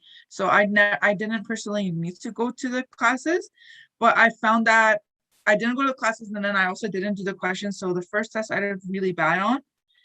So you should really just go to the textbook and redo the questions just to acquaint yourself with how the questions look like, just solving them and using your brain. Because when you don't use your brain towards something, it just rots and like, you know, use it or lose it kind of mechanism. So just do the practices before you go. And yeah, and there's also more past leader sessions for that. Just moving on, what is this one? Psychology, humanities, and English courses. So in these courses, you will usually have your lectures. Sometimes they assign additional readings to you. I really recommend you do the readings, take good notes, even make cue cards or quizzes for yourself to retain this information. If there's a movie assignment or like a reading assignment, don't just watch it. Please make sure to like actively listen and take notes, because they're going to ask you about like what happened in the story, or like you'll probably forget it. You'll think you remember a movie, but you won't. Oh my gosh, my screen went away. Okay. Also, if you're an auditory learner like me, I usually prefer to listen to audiobooks rather than reading the books. I mean, it's kind of like a double-edged sword because you will need good reading skills for the DAT and like MCAT, and just in your life, you need to be a good reader, fast reader, be able to comprehend like text. But when it comes to like, I don't know, 300-page book a week, I prefer to just listen to an audiobook. Start your essays early, start your readings early, because you don't want to like miss it. It's such a waste to go to one of these lectures without having any background information, because this isn't anything you can really like. It's more like discussion based. So if you're left out of a discussion, you basically just missed out on this course that you paid so much money for, and this professor who's put so much time into preparing a lecture for you. And there's also random lectures on YouTube, like Science X Media, Global Development, and you can just go and like look at these extra lectures just as like kind of like a preparation to have like more background information before you come to a lecture, just so you can connect the different ideas together. Because especially in these exams, they kind of ask you to relate it to your life, or like how is this concept repeated in somewhere else, and like, I don't know, questions like this. So it's good to make these connections in your head, which helps you solidify information as well. Additional resources for improving your marks. So this is just kind of tutoring and academic resources at York University. I'm sure there's all kinds of this stuff in other schools too, other universities. So we have pure tutoring and mock tests provided by CASO. I've never used these resources. I've used PASS and some random ones at York, but if Shamim, if you want to explain about these, I would welcome that. Hi. I'm back. So basically, PASS and CASO. Okay, let's talk about CASO first. So CASO is the Kinesiology and Health Sciences Student Organization. So that's one that's at York specifically for kinesiology and health sciences students. And it's really good just like for like different resources you need within just being a kin student. But besides that, it's sorry, my bad. The past sessions are like peer tutoring sessions, basically. So any like help that you need, there'll be students who already took that course beforehand, and they'll come and talk and give you the best study tips for it because they already took it once, right? And they're at the same university as you and took the exact same course as you. So they're more familiar with how to absorb that type of like information for these. And I wanted to actually move this on to Doreen because she has experience with this. Right, yeah, no problem. So exactly like Shamim said, KSO has peer tutoring and mock tests. They're really helpful for kin courses specifically. Past sessions, they're offered by Stone College and Bethune College, if I'm not wrong. They also have like sessions where they make some short answer questions where students can just go in there and answer them and just sort of learn from each other. And then there's somebody there who's taken the course before and they've gotten an A or an A plus. And they just sort of help you through the questions, and then you get the questions at the end of the session so that you can practice on your own. Peer assisted study sessions and peer tutoring is also offered by Bethune College for courses like first year biology courses and second year biochemistry and other courses. UPSA for psychology also has peer tutoring and mock tests, similar to how KSO does it for kinesiology. UPSA does the exact same thing, but for psychology courses. And then just to improve your marks in general, you can definitely use the services provided at the Writing Center to improve your papers, written assignments, and lab reports. If you're taking any general education courses that require a lot of essay writing, I would definitely suggest you guys check out the Writing Center. They are very helpful and they kind of walk you through the entire process of coming up with a thesis statement and structuring your entire essay and stuff like that. And for lab reports, this service is also very helpful. Okay, we're gonna skip a couple of slides and come back to them at the end, just because we want to get to module 3. Just a couple, like a 2 or 3 slides that we skipped. This was actually the end of the okay. Yeah, it's just resources, which like 30 seconds I'll say.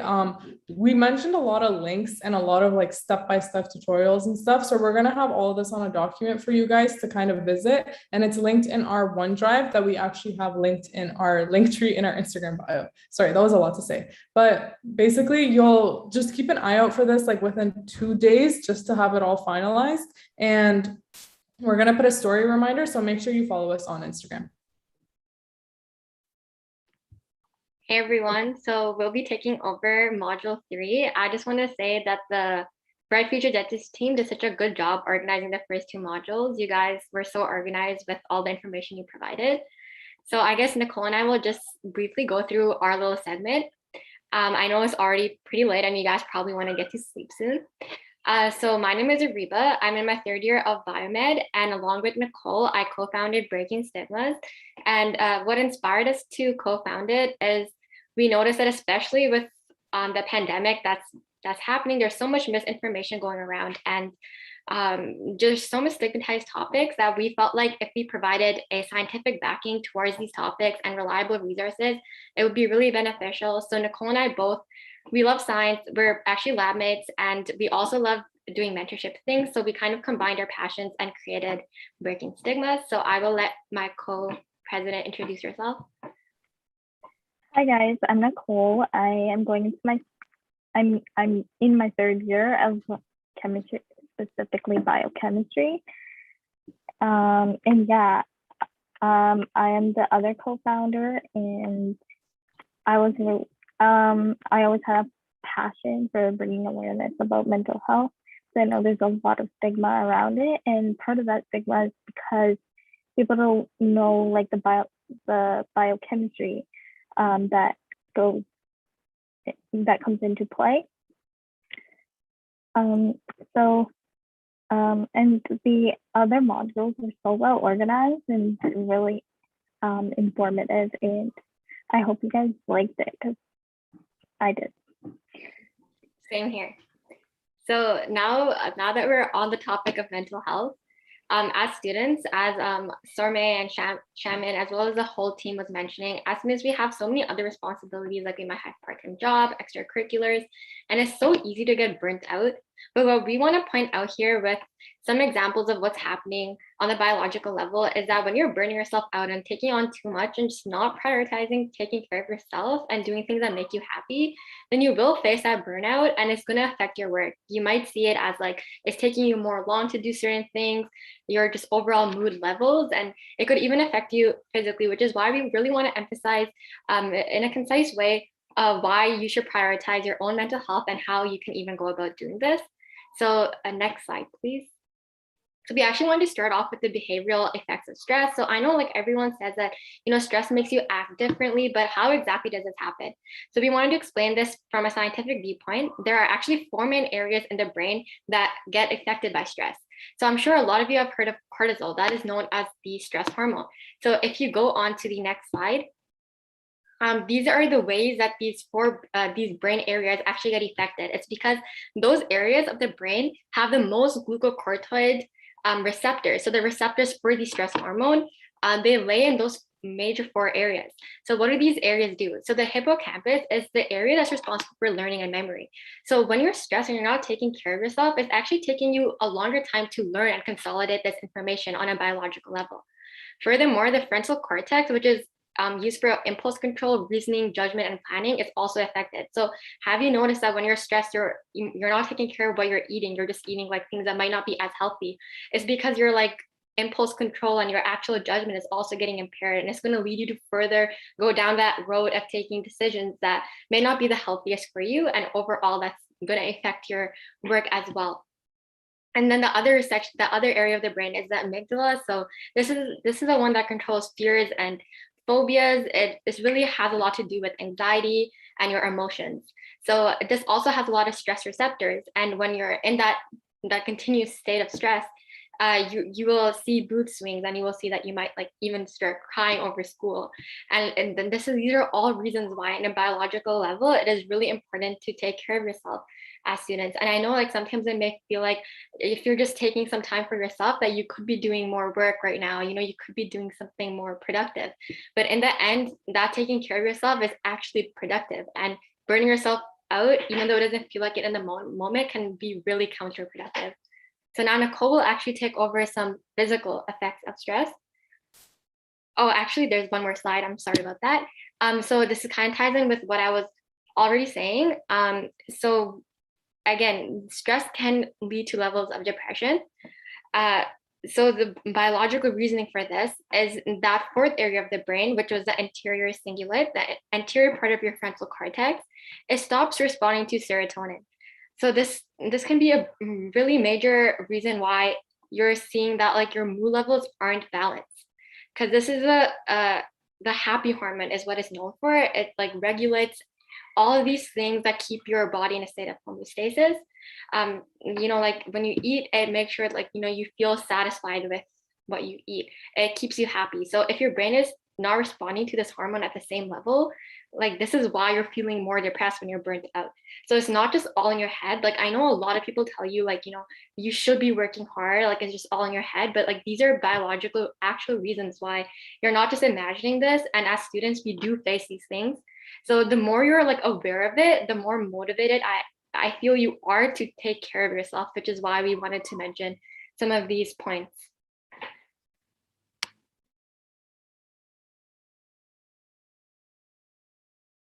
Nicole, you can go. Oh, actually, can we go to the physical effects of stress first? Yeah. Yeah. Okay, so I'm going to be talking about some of the physical effects of stress. So the high amount of stress can lead to like a lot of like cortisol. So if you go to the next slide, so that can cause, basically when you have a lot of stress, that will like increase your blood pressure, which is called hypertension, and it can be damaging to the blood vessels because as you can see, it's like narrowing here where the hypertension is versus normal.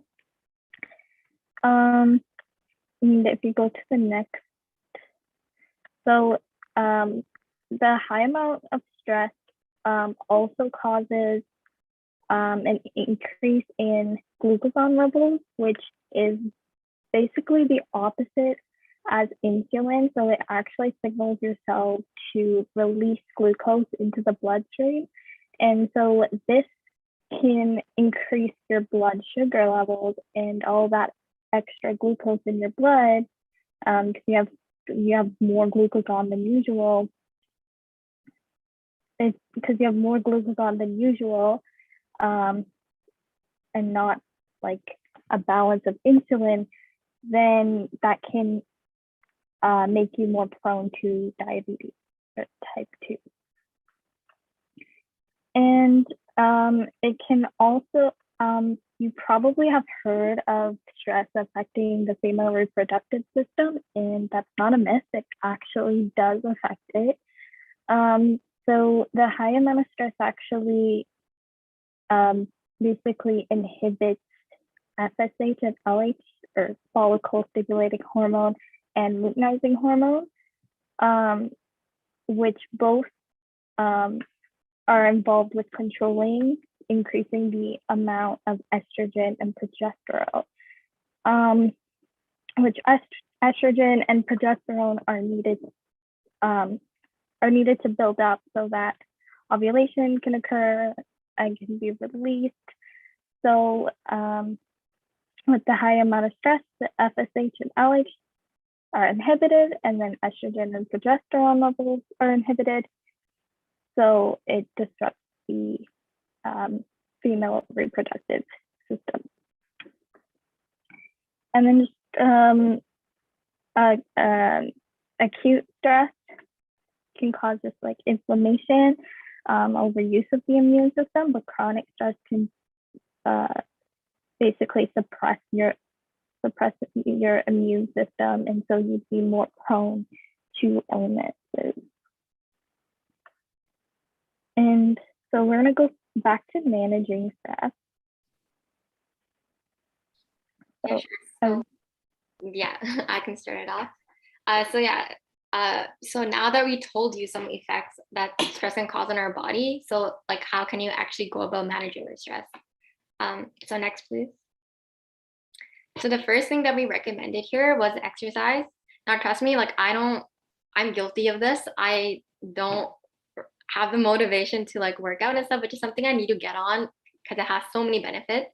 But exercise can even be just the form of like going on daily walks. And I know like a lot of us, we feel like unless we go above and beyond, where there's no point of exercising. Like that's what we feel like. Like every time I do try working out, I feel like I just need to go like, I don't want to just do it a little bit. Like I want to go above and beyond and do it like a whole entire workout, right? But then that after one time of doing it, you just feel like you don't want to do it again. So it's always better to get started somewhere. Even again, as I said, going on daily walks, getting some fresh air, especially with the virtual semester. So what are the actual benefits of exercise? So one is a decrease in the risk of cardiovascular disease, as well as increased neurogenesis. So the growth of new neurons and processes, which again, it helps you think better, like process things faster. So you need to exercise 20 to 30 minutes daily to get these optimal cardiovascular effects that you want. So that is like an optimal range. And Nicole. Okay, so I just want to say that like exercising will make you like feel more like hype basically, because some feel good hormones will be released, which are called endorphins. So it'll definitely like improve your mood for the day, like do a little bit in the morning, like even just 30 minutes, 20 minutes, even that. But also meditation will help lower your blood pressure. And I don't know if you guys heard of the app called Calm, but that app shows like different kind of videos to follow while meditating, and they're actually really useful, but it's mostly paid, but there are some like free kind of videos that you could try. And religious beliefs, like just would are correlated to a healthier lifestyle, and just for like support. So next.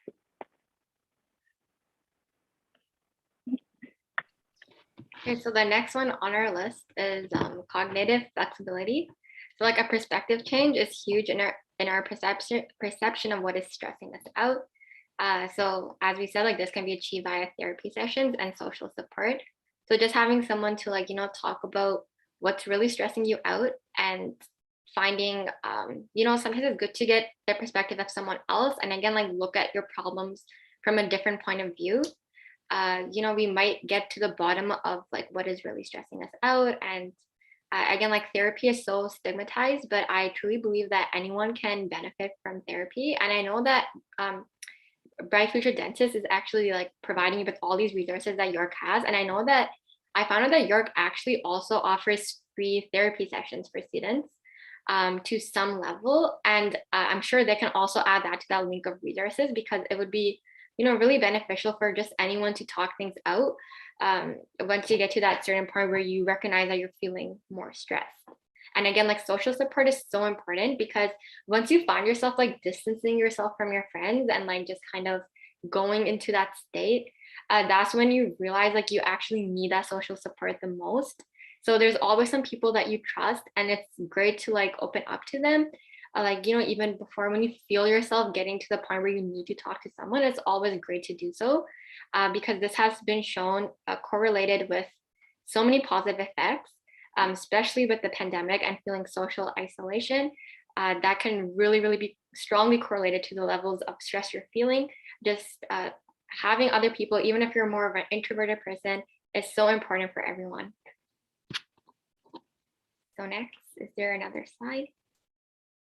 Okay, so yeah, that brings us to the concluding slides. I'm pretty sure we had one more just like on our Instagram, which is kind of just like reminding you to, like make time for things that you enjoy. Like we just gave some examples, right? But I'm sure all of you have like some hobbies or things that, you enjoy, like maybe you enjoy painting or like knitting or anything like that. So make time for the things that you do enjoy. Make time to talk to people who are important to you.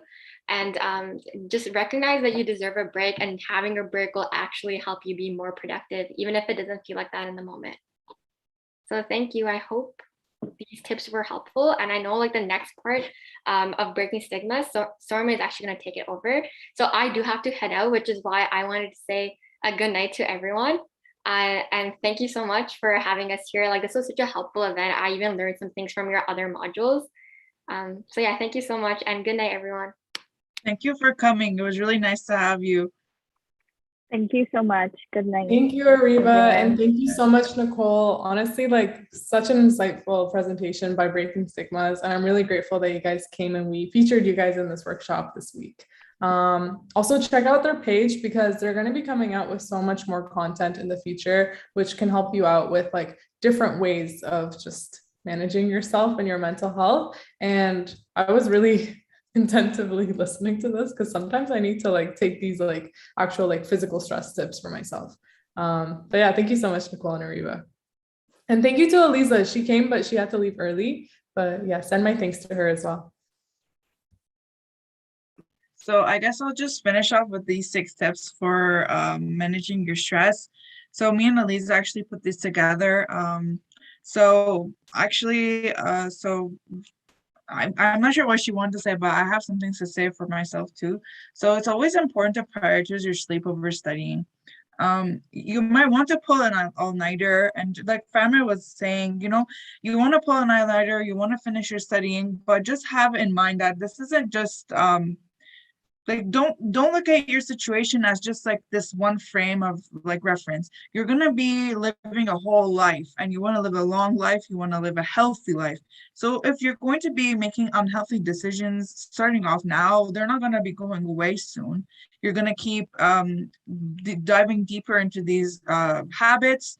They're going to be harder to break as you become very used to them, and once you move into higher levels of your studies and career, it's going to be even harder to make a change. It's going to take away more of your time and more of your like mental energy to change these habits just because you're so stuck in them.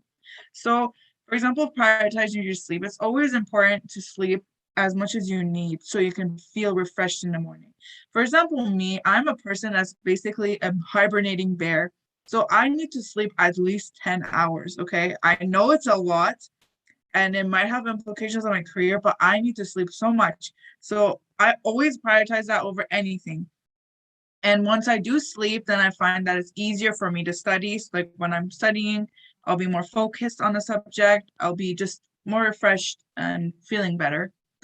And I won't be damaging my brain in the long term, right? Because if you just keep sleeping late, you're going to have lots of chemicals building up in your brain. So every day you're going to build up these chemicals in your brain. And every time you sleep, your body has a chance to get rid of all these chemicals and restart you for a new day. But if you keep not sleeping, and I don't know the science behind this, maybe Farmer does, you're going to keep building them up, and it's going to become kind of like a rotten soup of chemicals in your head. And it's just going to continue on for so long. Farmer, you can add after I'm done, but like let me just go through the points. Maybe practicing some grounding techniques like meditation. I don't do a meditation in like the literal sense, but I always like take some time from my day to either like journal what I'm feeling. And I learned this from Shamim when I was going through stuff during COVID. So like I just write down what I'm feeling just so I can like understand what's going in my head. Sometimes it becomes so confusing and you're so stressed, you don't even know what you're feeling or what you're thinking or like what is even happening. It helps to write it down and just take that time to just sit and think about like what's going on. Just like unplug, turn off your phone, turn off the computers, and just sit and like go outside in the grass and look at a lake and just think of what's going on, like what is happening, just to just catch up with yourself. Another tip I have is schedule breaks to see friends and go outside. This one, I find that I always struggle with this. I'm not anymore. Like I've just become so, I guess, more the procrastinating version of Sorma.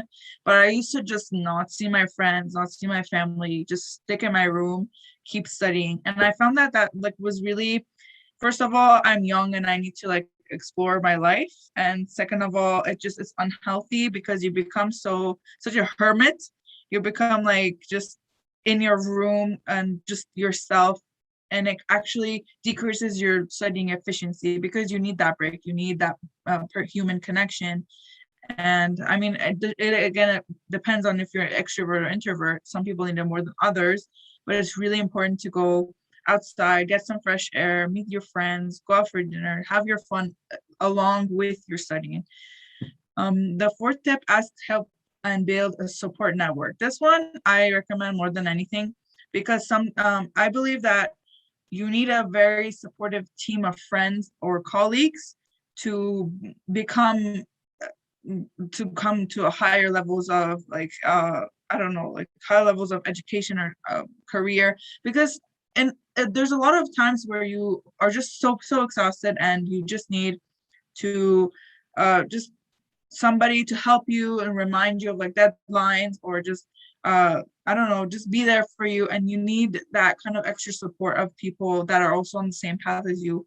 Kind of the reason why we made this club, so you guys can all like help and support each other to become to reach the goals that you want to. And the fifth tip is have a growth mindset. So if you, I mean, I personally don't, this isn't Eliza's point. I don't understand this point myself. But I guess having a growth mindset to me means to, when you fail, don't look at it as like, oh, it's done and like there's no point in going forward. Learn from your mistakes, have a positive outlook on life, and just keep growing and just working and doing your best, working your hardest, and just like kind of accept your skills as they are right now and tell yourself that you're going to work on them and actually do work on them and grow, and you grow and you see your growth, and then you appreciate yourself for putting in the effort. And the last one is build a regular routine. So it's really important to just stay consistent with what you do. So if you're gonna start scheduling, like how Shamin did, she made a 3-month plan, but it wasn't realistic for her. And it was just too much, because you can't just wake up someday, not have a schedule, and then make a 3-month schedule. That's not gonna work. How I started was like, I had a planner in grade 4. In grade 4, that's when I started. So this has been building up. It's not like I woke up one day and I started it. I would be like, oh, 20 minutes reading a book, or like, I don't know, do math homework. And I wouldn't even do it. But I just got used to the planner just always being with me. It became a part of me.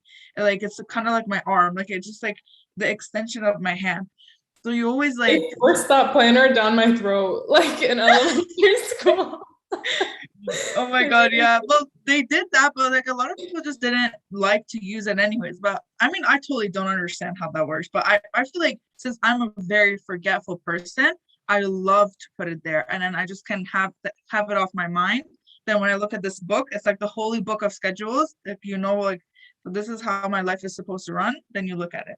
But yeah, just build a regular routine that's like attainable, because you're gonna have to follow this your entire life. Don't think of, okay, like, oh, today, tomorrow. No, you're building it for your entire life, and you don't want to build something that you're gonna exhaust yourself. Like if you study so hard in your undergrad, you're gonna burn yourself out for graduate school and your following career. You're just gonna continuously burn and burn and burn like a little candle, and you're gonna like explode. So don't do that. Just work with yourself and go slowly, go at your own pace, and it's gonna pay off in the end. Maybe something like you'll see your friends all working towards the same goal, and somebody's doing really good at one point, and then you'll see how that changes maybe in the future. How like sometimes something happens in their family, and then they just become so burnt out because that schedule that they built for themselves isn't attainable. So just know that. And like, I'm not saying that person's never going to be successful. Obviously, they're going to pick themselves up, but it's kind of just a roadblock. I hope that what I said makes sense, but that's just my advice. I think with that, we're going to end the presentation, unless you guys have anything to add to the tips that I was saying. And I just want to thank everybody for coming. And if you have any questions, you can ask them now. Somebody was asking for the apps that I suggested, and I will try to put them in the chat, and we'll include them in the resource. They're going to be in the resources file that Shamin's going to share with you later. I'm going to put them all in there. I'm going to put my calendar and how I make my weekly planner. I'm going to put all those templates and how I calculate my grades. I'll put them all in that resources file that Shamin's posting. So don't worry about it right now, unless it's really necessary and you want to know it now, then ask again. So while people are, like if anybody has questions that they wanted to ask, I wanted to say one thing that Sorma mentioned in the Breaking Stigmas Module 3 part is having a growth mindset. And I remember I would hear that like kind of sentence like so many times, and I'd always just wonder what it meant. But a big thing is learning from your mistakes and learning how to move on with your life, like throughout obstacles and just hardships that come at you over and over again, and to understand that your effort will never go unrecognized. Whether it made you like a failure, it's never going to make you like, you know, like a bad person or like, how do I say this? Like, it's just always going to benefit you as much as you think like it brought you to a rock bottom. Rock bottom just means that you're going to go up from there. So from that being said, like Sorma is like really like big tip that I also just wanted to reiterate is like, if you find yourself not understanding like what you need to be doing to help yourself grow, try writing things out and creating like a mind map out of it. So write a problem down, write why you think you have that problem, and then write what are like possible solutions like to this. Or you could be like, why is this like a problem for me right now? You know what I mean? Try to get to the root of it and like understand it more, and then create solutions for it. Because if you're just creating solutions based on stuff that you've been hearing, it might not really be attentive to your problems. Do you know what I'm trying to say? So kind of think about that when you're evaluating your life and all your hardships. But yeah, Fahmer, you were going to say something. Right. Yeah, no, it's just like both you and Sorman kind of gave pretty much all that's kind of elaborate on all that's needed to be said. But just Sorman was talking about toxic accumulation within the brain because of sleeplessness. Actually, one of my profs last year, he's a Canadian researcher for neuropsychology. I took one of his courses and he was talking about the effects of sleep deprivation, and he was trying to kind of elaborate why sleep is important. And he kind of highlighted a study where just 1 day of sleep deprivation caused a moderate but significant increase in, I think, tau protein metabolites in the brain. And if you've ever taken a neuropsychology course, tau protein is one of the proteins that's thought to be responsible for the progression of Alzheimer's. So I'm not saying this to scare you into oblivion, because I've had more than dozens of all-nighters throughout since when I was in high school. Pretty much, it's unhealthy, but I hope I don't have Alzheimer's yet. So don't take this too hard. Don't panic. Oh no, I've had one sleepless night, I'm gonna die. It's not like that. But keep in mind that multiple sleepless nights in sequence every week could increase your risk. There is issues with aging associated with it. There is issues with decreased immune function. That's actually one of the reasons why sleep depriving someone leads to death after 10 days. It's because their immune system literally starts. Sorry, I didn't want to be so morbid, 10 but it actually days? why. Well, no, they found it's in animals. They didn't do it in humans. So I was like, that means I'm dying next week. No. This is in animal models. They literally completely took out their sleep. Unfortunately, it was a horrible experiment, but they found that's what happened. So trying to say what's sleep deprivation.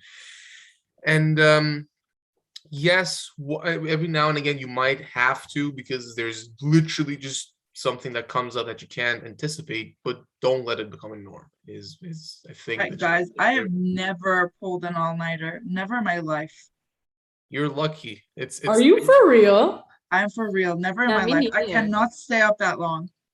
It's really I've been awake for unlucky. like almost 60 hours once. Like, No way. no, literally. You're chapped, then. There's been times where I'm like sick and I need to be like at the toilet to like, do my business, like hurling or something. But otherwise, no, I cannot stay up that late. Like I sleep, like I just fall asleep immediately. I'm telling you, I'm a hibernating bear. Like I cannot, I need to sleep. Yeah, anyways. I actually had I'm an on 3 hours exam, right now, so a Zoom exam after I had an all-nighter, and the prof made us log into like a Zoom meeting so that we won't cheat, for example. And I was looking at myself because the camera was on, and I was like, no, this is not it. There was like deep things under my eyes, and I was like, I looked like I just came out of hell, to be honest. It looked terrible. And yeah, but at least the exam went well. So I don't know. That would never go well for me. I've tried to stay up late to study for something, and the next day to finish studying for something, and I just ruined that exam completely. So I've learned from then on that I need to study from beforehand. Well, anyways, I think we should cut this YouTube video because it's just becoming very lengthy, but it was good. I think we had some good information, and thank you everybody who did the research and who presented. I hope the viewers have some nice advice from us and they can take it into their regular lives. If anyone ever has any questions, you can reach out to us at our Bright Future Dentist Instagram and Facebook. And just even messages personally, we would love to help. thank you so much.